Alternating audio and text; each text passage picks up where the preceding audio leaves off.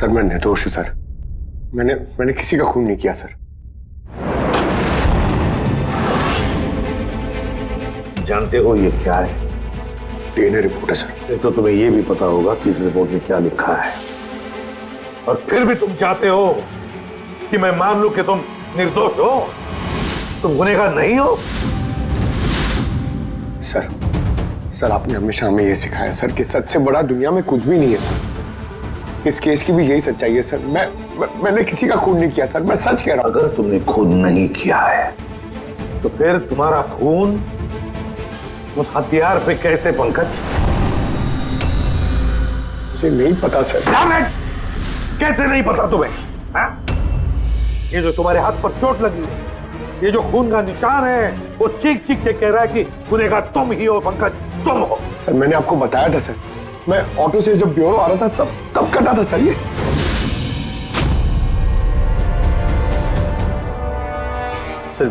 ये भी हो सकता है कि कोई पंकज को फंसाने की कोशिश कर रहा हो।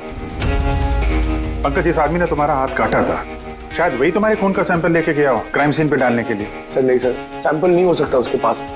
उसने जैसे मेरा हाथ काटा था सर तो वो चला गया था और खून तुरंत नहीं आया था सर, थोड़ा टाइम लगा था।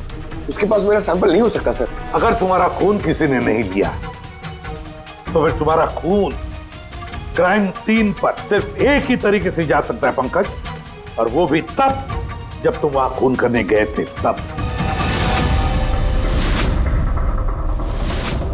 ये क्या बात हुई सर? सर अगर पंकज को झूठ बोलना होता, हमें गुमराह ही करना होता तो ये बोल सकता था कि इसका सैंपल कोई लेके चला गया है, मगर इसने सच बोला। इसका सच कोई मायने नहीं रखता क्या सर? हाँ अभिजीत, सच बहुत मायने रखता है, लेकिन फिलहाल इस केस का सच यही है कि इस खून का एक ही सस्पेक्ट है, और वो है पंकज।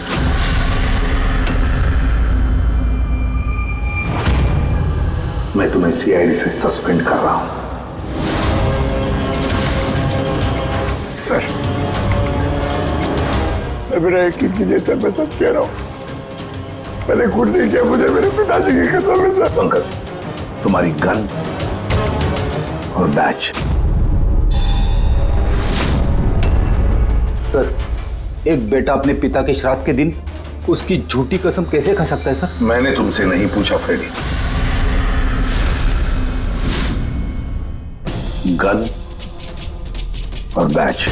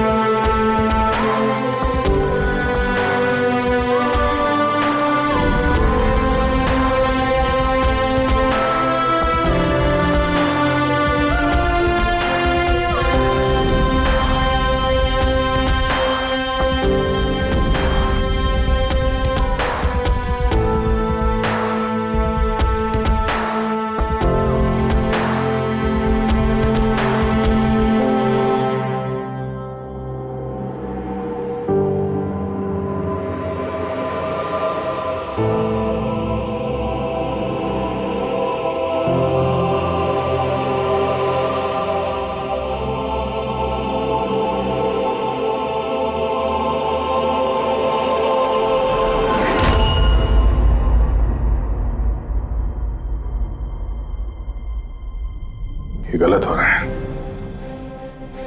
एकदम गलत हो रहा है। नो ऑफेंस सर, लेकिन आप हम सब पे ऐसे हमेशा शक नहीं कर सकते। ये तुम क्या कह रहे हो अभिजीत? क्या गलत कहा मैंने? जब भी कभी किसी सीआईडी ऑफिसर के ऊपर झूठा इल्जाम लगता है, आप हम पे कभी भरोसा नहीं करते। ये तुम क्या बोल रहे हो अभिजीत? मुझे तुमसे ये उम्मीद नहीं थी। हमारी भी थोड़ी बहुत उम्मीद है सर आपसे। आपके एक इशारे पे जान देने को तैयार खड़े रहते हैं हम लोग। तो क्या इतनी सी उम्मीद रखना गलत है कि हमारे बुरे वक्त पे आप हमारा साथ देंगे, हम पे भरोसा रखेंगे? तो क्या मैं साथ नहीं दे रहा? सच जाने की कोशिश नहीं कर रहा हूं मैं? सच के इस सफर में आपने कई बार हमारे आत्मसम्मान को चोट पहुंचाई है सर, हमारे फर्ज, हमारी वफादारी पे शक करके। जब मुझ पे झूठे इल्जाम लगे थे, आपने मुझ पे भरोसा नहीं किया था। और जब तक अभिजीत निर्दोष साबित नहीं होता, उसे जेल में ही रहना होगा। जब दया पे झूठे इल्जाम लगे, आपने इस पे भी भरोसा नहीं किया। मगर शायद आप ही एक बात भूल गए, एक बार आप पे भी ऐसा झूठा इल्जाम लगा था।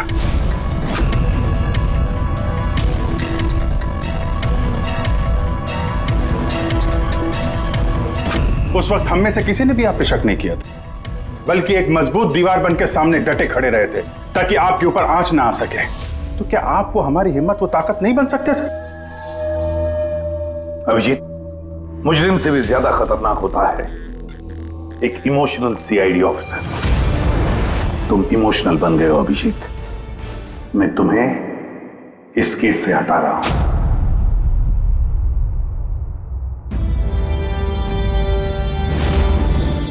दया, पूर्वी, अब से पंकज की केस तुम दोनों इन्वेस्टिगेट करोगे, सिर्फ और सिर्फ तुम दोनों। ठीक है सर। अब आपको मुझ पे इतना भी भरोसा नहीं रहा कि मैं इस केस को न्यूट्रल तरीके से देख पाऊंगा भी या नहीं। इतने साल की ड्यूटी का ऐसा मेडल तो किस्मत वालों को मिलता है। Thank you sir.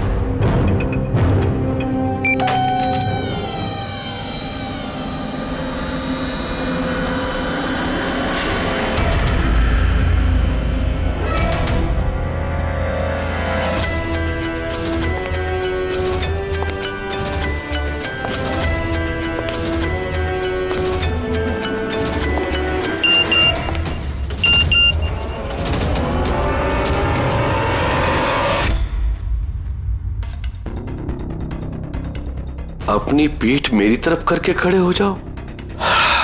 चलो ये भी करके देख लेते हैं।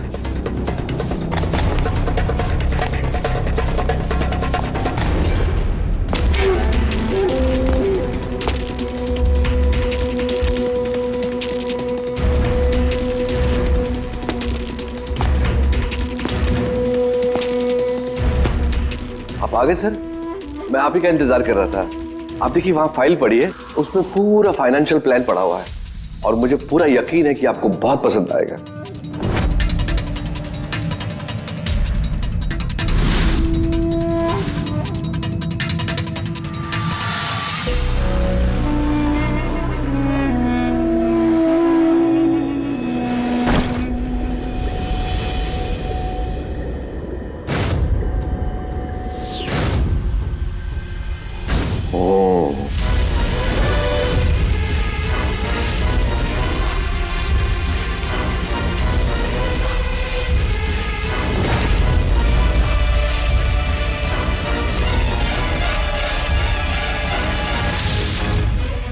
अरे ये तो नकली है।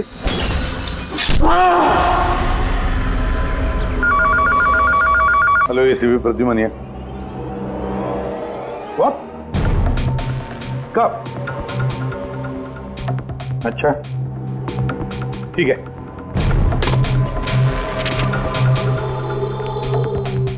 दया, अभिजीत, विक्रम विजय का खून हो गया। विक्रम विजय, वो हवाला कांड वाला सर? वही विक्रम विजय आज तक कानून से बच के भाग रहा था। आज उसका कत्ल हुआ, उसके ही घर में। एक न एक दिन तो ये होना ही था सर, इतने सारे दुश्मन पाल रखे थे उसने। सर रियली सॉरी सर, थोड़ा लेट हो गया। क्या बात है पंकज, कहाँ रह गए थे तुम? सर वो डैड का श्राद्ध था सर, आज मंदिर गया था सर पूजा करने। ठीक है, और ये हाथ में क्या हुआ? अरे सर ये आते हुए लग गया, मामूली चोट है, इतना जोर से नहीं लगा सर। ठीक है, तैयार हो जाओ, एक मर्डर केस आया हुआ है। अब ये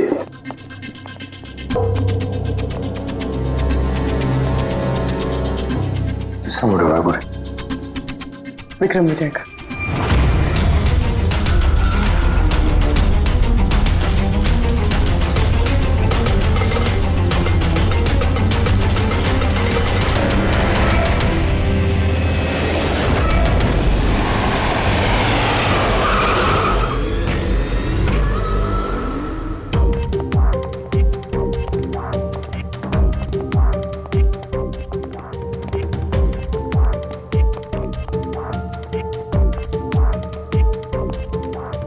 CID? जी हाँ। सर मैं गोपाल हूँ, विक्रम सर का मैनेजर। ये तीनों कौन? ये मोहित, विशाल और ये राघव है, ये सर के सिक्योरिटी गार्ड्स हैं। और आप? ये विक्रम सर की वाइफ हैं, मधु मैडम, और बाकी सब स्टाफ है। बॉडी कहाँ है?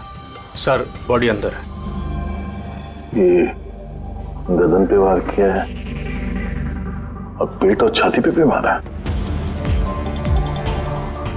वो नहीं पक्का करना चाहता था कि किसी भी तरीके से ये बचने ना पाए।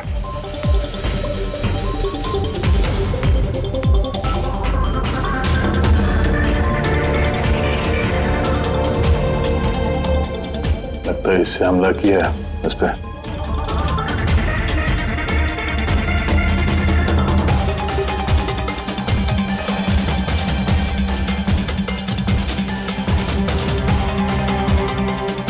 विक्रम के फोन पे आखिरी मैसेज किसी अननोन नंबर से आया। अपनी पीठ मेरी तरफ करके खड़े हो जाओ।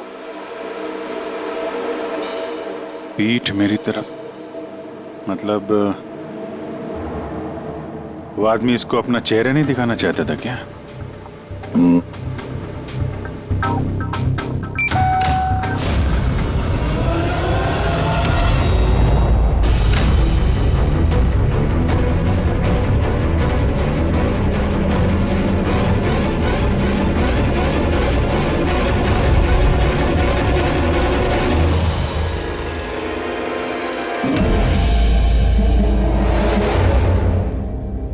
ये देखिए सर, फुलदान में से मुझे क्या मिला है? Audio recording device. Audio recording device? इस कमरे में जो भी बात हो रही थी वो कोई सुन रहा था। सर मैं उसका नाम तो नहीं जानती, पर वो जिस तरीके से तैयारियां करवा रहे थे उस हिसाब से तो लग रहा था जैसे वो उनका बहुत खास क्लाइंट हो और वो सिर्फ विक्रम से ही मिलना चाहता था। ये क्लाइंट विक्रम के कांटेक्ट में आया कैसे? सर मेरी वजह से। उसने मुझे पहले कांटेक्ट किया था। वो विक्रम साहब का पूरा इतिहास बहुत अच्छी तरह से जानता था और विक्रम सर उसके इस होमवर्क से बहुत इम्प्रेस हुए और उन्होंने मुझसे मीटिंग फिक्स करने के लिए कहा। तो आप उससे पहले मिले थे? नहीं सर, उसने कॉल किया था और वो भी प्राइवेट नंबर से।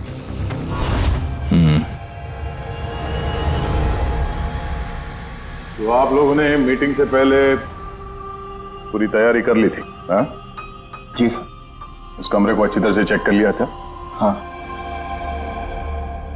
तो फिर ये ऑडियो की रिकॉर्डिंग डिवाइस ये कमरे में कैसे पहुंची? सर ये कहाँ से आया? लॉकआउट में। लॉकआउट में? वो तो तूने चेक किया था ना मोहित? मैंने ही चेक किया था सर, लेकिन मुझे फ्लॉप आउट में दिखा नहीं था। दिखा नहीं था? जी नहीं। अच्छा, ऐसे कैसे दिखा नहीं था? ब्यूरो चल, वहां पे अच्छे अच्छे को दिखने लगता है।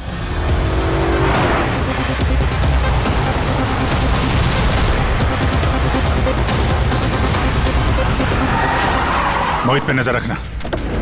गोली मत चलाना। कैलाश सर, आप कौन है? ये सीबीआई ऑफिसर हैं कैलाश जी। कैसे है सर? बढ़िया। क्या बात है सर, आपने अचानक रास्ता रोक लिया? अभिजीत, मुझे वो आदमी चाहिए जो तुम्हारी सीआईडी की गाड़ी में बैठा है। मोहित? वो हमारा मुजरिम है सर, हम उसे ब्यूरो ले जा रहे हैं इंटेरोगेट करने के लिए। नहीं अभिजीत, वो मुजरिम नहीं है, एक सीबीआई अफसर है। क्या करें आप? ये मोहित सीबीआई ऑफिसर है? मगर सर ये तो वो गार्ड की नौकरी कर रहा था विक्रम के। दिखावा, सच को छिपाने के लिए। कैसा सच?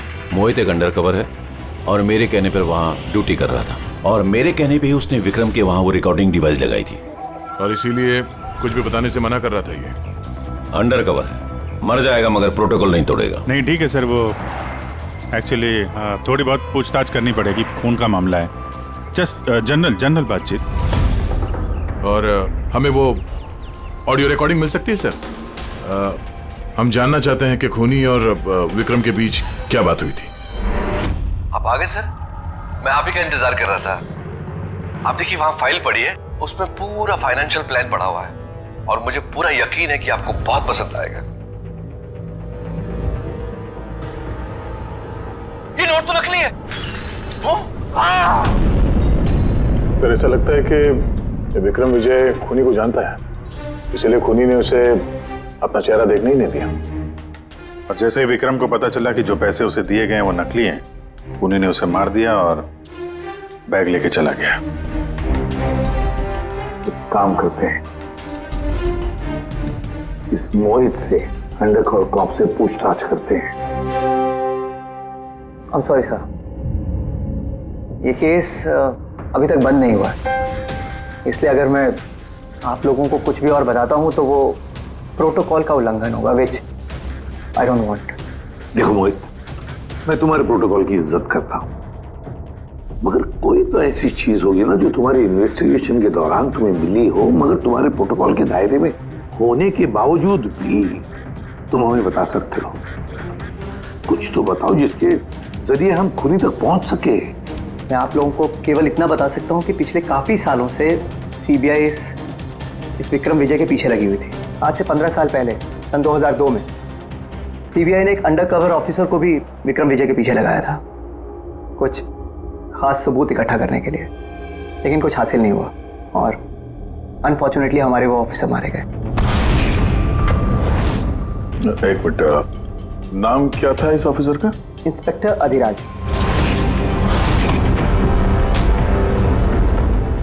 इंस्पेक्टर अधिराज। इस बोतल पे जो खून है, इस खून में विक्रम की डीएनए के अलावा किसी और का भी डीएनए। विक्रम के डीएनए के अलावा किसी और का भी डीएनए है? तेरे कहने का मतलब है कोई और भी था? कौन था सालुंखे? तो अपने क्रिमिनल डाटाबेस में कंपेयर करके देखा, मैच करके देखा तूने? उसकी जरूरत नहीं पड़ी। जरूरत नहीं पड़ी का क्या मतलब है सालुंखे? किसका डीएनए है वो? वो डीएनए पंकज का है। व्हाट? वो डीएनए पंकज का है? हमारे पंकज का? हमारे पंकज का। यार ये कैसे हो सकता है?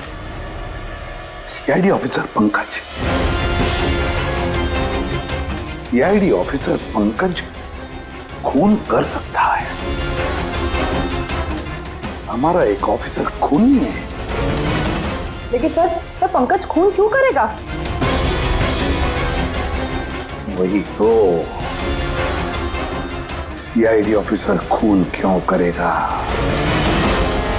सर, विक्रम के घर से 1 किलोमीटर की दूरी पर पुलिस को एक लावारिस मोटरसाइकिल मिली है सर। किसकी मोटरसाइकिल है वो? सर वो पंकज की है।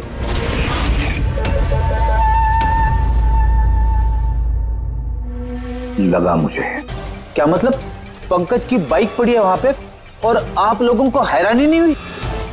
फ्रेडी, विक्रम विजय जिसकी मौत हुई है आज, 15 साल पहले अधिराज जी, पंकज के पिता, एक अंडरकवर कॉप, बॉडीगार्ड बन के विक्रम विजय के खिलाफ सबूत इकट्ठा कर रहे थे और उसी दौरान वो मारे भी गए।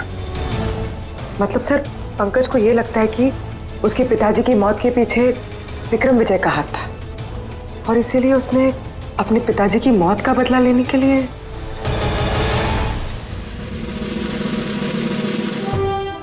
पंकज कहाँ है?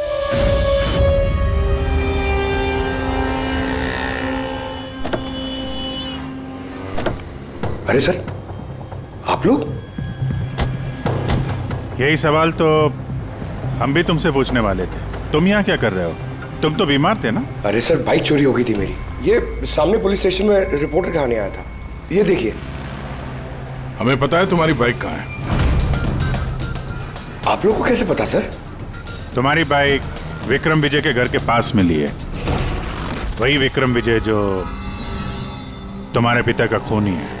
जब ब्यूरो में एसीपी साहब ने बताया कि विक्रम विजय का खून हुआ है तो तुम्हें पता था ना कि वही विक्रम विजय है? हाँ सर। अरे तो ब्यूरो में क्यों नहीं बताया तुमने? तुम्हें बताना चाहिए था ना कि विक्रम विजय तुम्हारे पिता का खूनी है। सर, डैड का श्राद्ध था सर।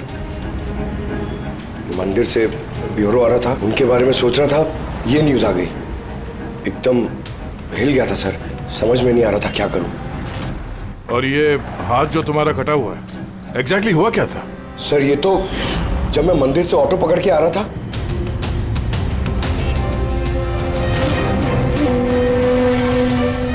क्यों साहब? तो एक अनजान आदमी ये घाव देके चला गया, यूं ही बेवजह। सर मैं जानता हूँ यकीन करना थोड़ा मुश्किल है, लेकिन सच यही है सर। पंकज यार, तुम तो हमेशा बाइक पे ब्यूरो आते थे ना, अचानक ऑटो में कैसे आया? अचानक नहीं सर, मेरी बाइक तो 2 दिन से खराब पड़ी है। तो तुम्हारी खराब पड़ी हुई बाइक कोई लेकर गया, उसने उसे रिपेयर करवाया और ठीक होने के बाद उसे एक लावारिस जगह पे छोड़ दिया। वो भी संयोग से एक ऐसे इंसान के घर के पास छोड़ दिया जिसका आज ही खून हुआ और जो तुम्हारे पिता का खूनी भी है। सर, आप लोग मुझ पे शक कर रहे हैं? आप लोग को लग रहा है उस विक्रम विजय को मैंने मारा है?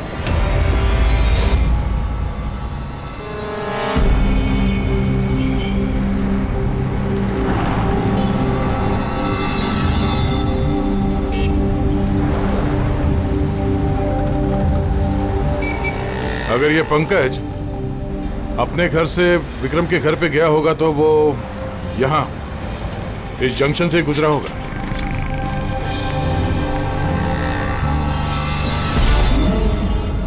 सर, सिग्नल पे सीसीटीवी कैमरा लगा हुआ है। इस सीसीटीवी कैमरा के फुटेज से पता चल जाएगा कि पंकज यहाँ से गया था उस बाइक पे या कोई और था वो।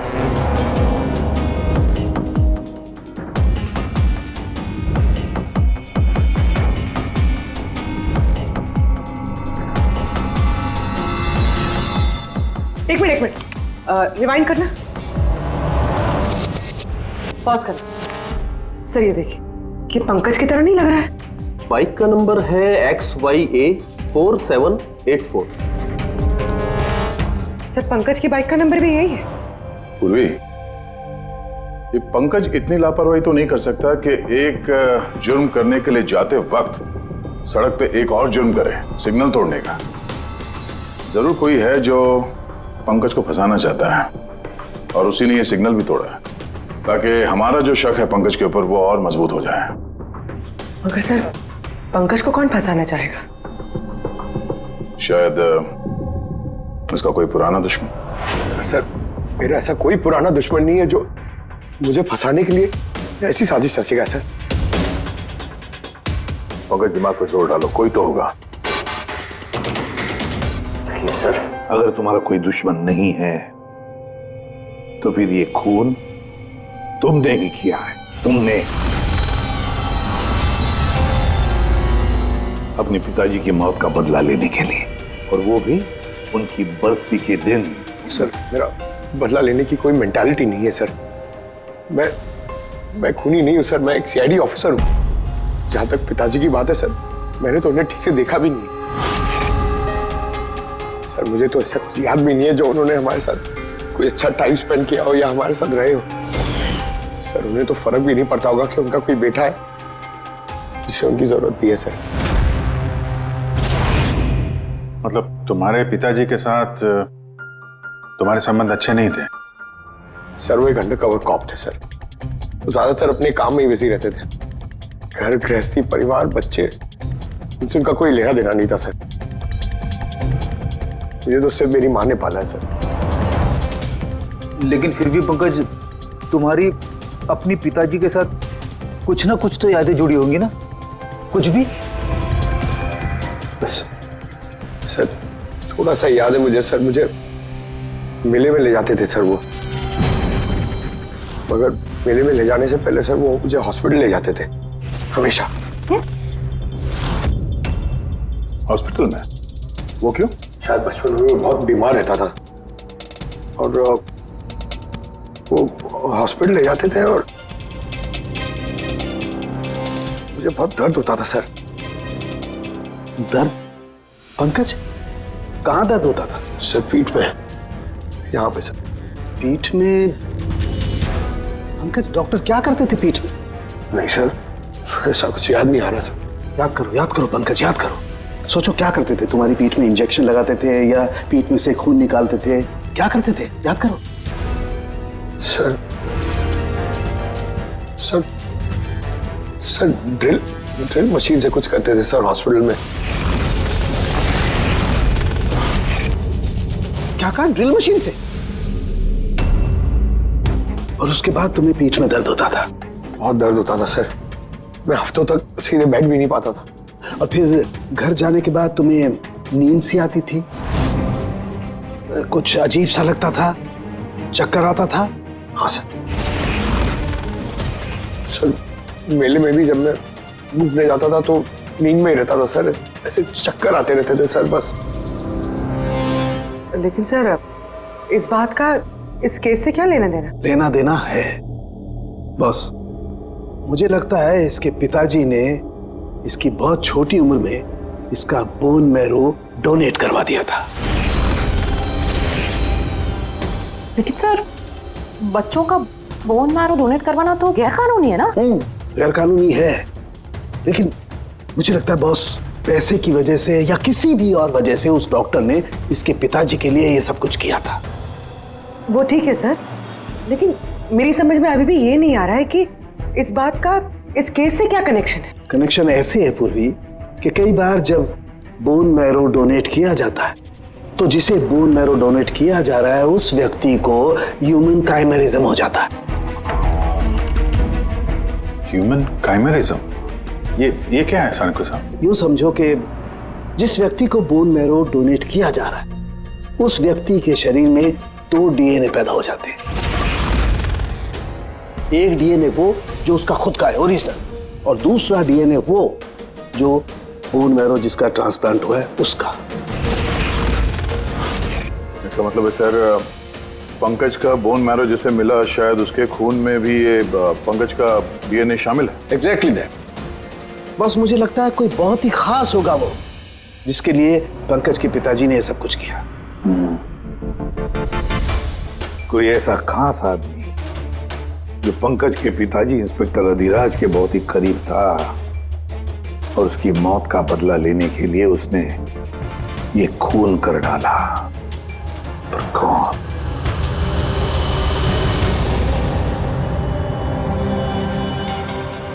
दया। Hi sir. Hello Abhijeet. Hi Daya, कैसे हो? गुड। सॉरी आपको यहाँ ऐसी जगह पे बुलाना पड़ा। अभिजीत, जो इन्फॉर्मेशन तुमको चाहिए थी वो ना तो सीआईडी ऑफिस में दी जा सकती थी और ना मेरे ऑफिस में। थैंक यू सर आपकी मदद के लिए। पंकज एक ईमानदार ऑफिसर है सर, और आपकी मदद से शायद हम उसकी बेगुनाही साबित कर पाए। अभिजीत, तुम्हें याद है एक खतरनाक मुजरिम था राका, उसको पकड़ने में तुमने मेरी मदद की थी, तो समझ लो मैं उसी का बदला चुका रहा हूं। दोस्ती में बदले नहीं चुकाए जाते सर।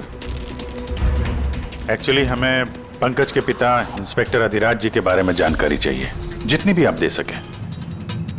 आपने काम किया है ना इंस्पेक्टर अधिराज के साथ? हाँ दया, अधिराज बहुत ही ईमानदार अफसर था और बहादुर भी। मुझे तो ये कहने में गर्व होता है कि हमने एक साथ काम किया। सर एक्चुअली हमें ये पता करना था कि उनके अंडरकवर मिशन के दौरान उनके कभी किसी से कोई खास रिश्ते बने थे? I mean, कोई नया परिवार, ऐसा कुछ? अभिजीत, ये जो अंडरकवर की दोहरी जिंदगी होती है, मुश्किल होता है जीना। एक पुलिस वाला भी तो इंसान ही होता है ना, और उसे भी वो चौकट कभी कभी नहीं लगनी चाहिए जो वो लांग गए। मतलब उनको भी किसी से प्यार हुआ था? उनका कोई दूसरा परिवार भी था? हाँ, अधिराज की दूसरी पत्नी बच्चे को जन्म देने के बाद गुजर गई। ओह, और अधिराज जी की मौत के बाद इस दूसरे बच्चे का क्या हुआ? ये राज हमेशा राज ही बना रहा कि अधिराज ने उस दूसरे बच्चे को कहाँ रखा, कैसे पाला, और वो बच्चा कहाँ गया, कभी किसी को नहीं मिला। और ये जो बच्चा है दूसरी शादी से, क्या उम्र रही होगी उसकी? ये पंकज से कोई 2-3 साल बड़ा होगा। शादी पंकज की माँ से पहले हुई थी, पर बच्चा दूसरी बीवी से पहले हुआ था। शायद उसे कोई बीमारी होगी जिसकी वजह से अधिराज जी ने पंकज का बोन मैरो उसे दिलवाया होगा। और अपने पिता की मौत का बदला लेने के लिए खून शायद पंकज के सौतेले भाई ने किया है। पर अब सवाल ये उठता है कि पंकज का ये सौतेला भाई है कौन और अभी कहाँ है? मुझे कुछ अंदाजा हो रहा है कि क्या हुआ होगा उसके साथ। कैलाश जी, हमें एक मदद और चाहिए। इस अंडरकवर मिशन के दौरान और कौन कौन लोग थे आपके साथ, उन सब की जानकारी चाहिए, और अधिराज जी की पूरी कुंडली भी। अभिजीत, ये जरा मुश्किल होगा। जानता हूं सर, ये थोड़ा मुश्किल है, लेकिन किसी की बेगुनाही साबित करनी है, और आप यकीन रखिए सारी इंफॉर्मेशन हमारे बीच में रहेगी, बस। ओके। अरे यार, और कितना इंतजार करना पड़ेगा? ये लोग टाइम पे आते क्यों नहीं?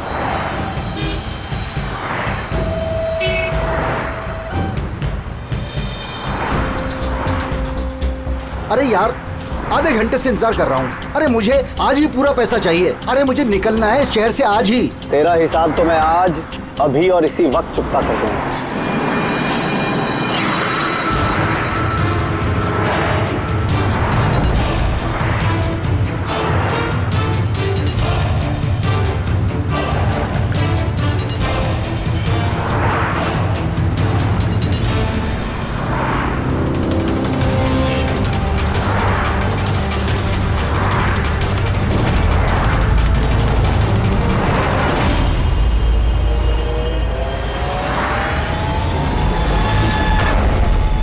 तेरा अकाउंट सीआईडी बंद करेगी। ये सर के सिक्योरिटी गार्ड्स हैं। नहीं अभिजीत, तो मुजरिम नहीं है, एक सीबीआई अफसर है।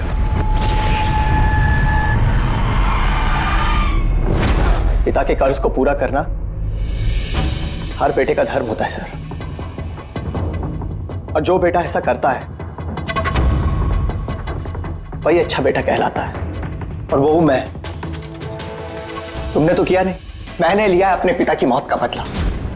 देखो मोहित, तुम दोनों के पिताजी इंस्पेक्टर अधिराज एक नेक, ईमानदार और बहादुर इंस्पेक्टर थे।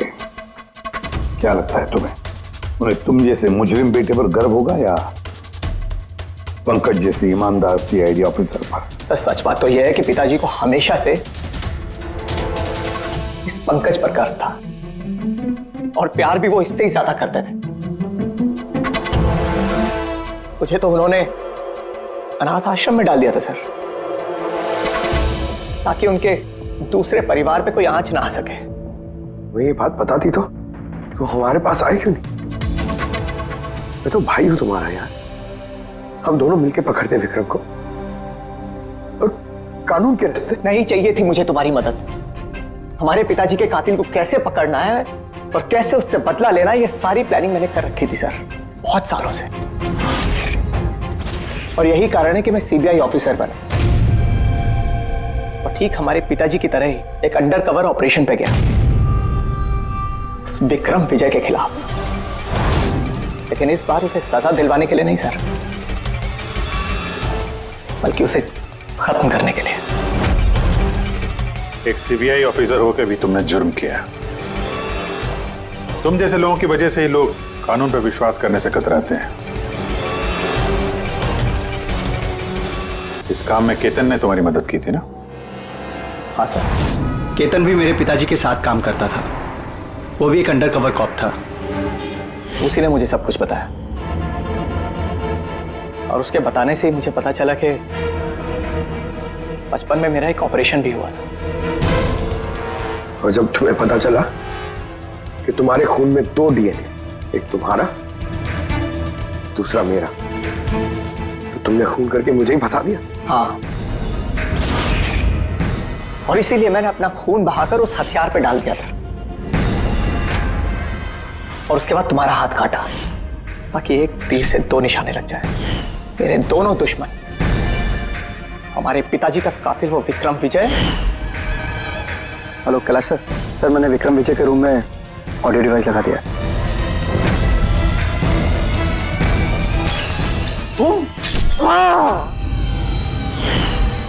और तुम, मुझसे इतनी नफरत क्यों है तुम्हें भाई? क्यों ना करो तुमसे नफरत? आज तक सब कुछ तो तुम्हें मिला है। हमारे पिताजी का नाम, उनका प्यार, उनकी इज्जत, सब कुछ। और दुख की बात तो यह है कि ये सब कुछ मिलने के बाद भी तुम्हें इतना सा भी होश नहीं था कि हमारे पिताजी का कातिल है कौन। पर अगर आज मैं नहीं होता ना, तो हम दोनों के पिताजी का कातिल आज भी जिंदा होता और खुला घूम रहा होता। और तुम्हें क्या मिला हुआ है? जेल? और खून करके तुम्हारे पिताजी को क्या मिला मरने के बाद? शर्मिंदगी? सर एक बात पूछ सकता हूं आपसे? आप लोग मुझ तक पहुंचे कैसे?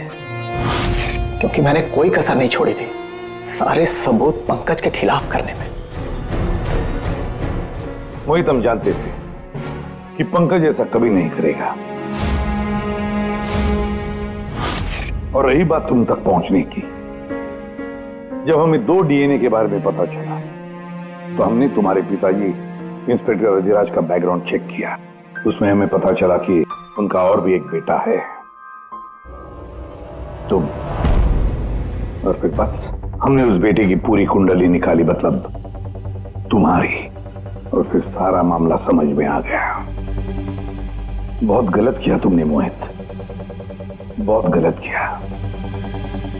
कानून तुम्हें कड़ी से कड़ी सजा देगा, शायद उम्र कैद या फांसी।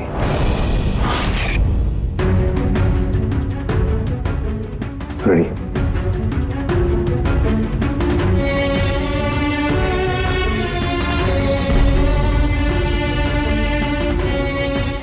Ready sir.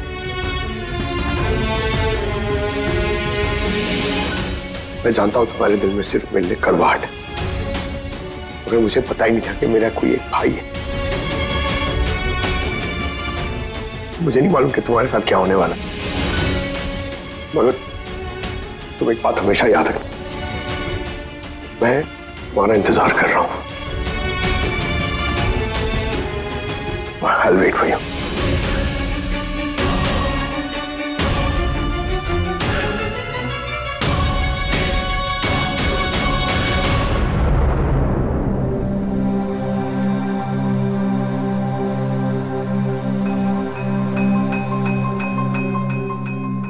पंकज, देखो, तुम्हारे में ये जो अच्छाई है ना, इसे कायम जिंदा रखना, कायम। Welcome back to CID. Thank you sir. Sir, I am sorry sir. आप सही कह रहे थे, इमोशनल होके मैं कुछ जरूरत से ज्यादा ही बोल गया सर। I am sorry.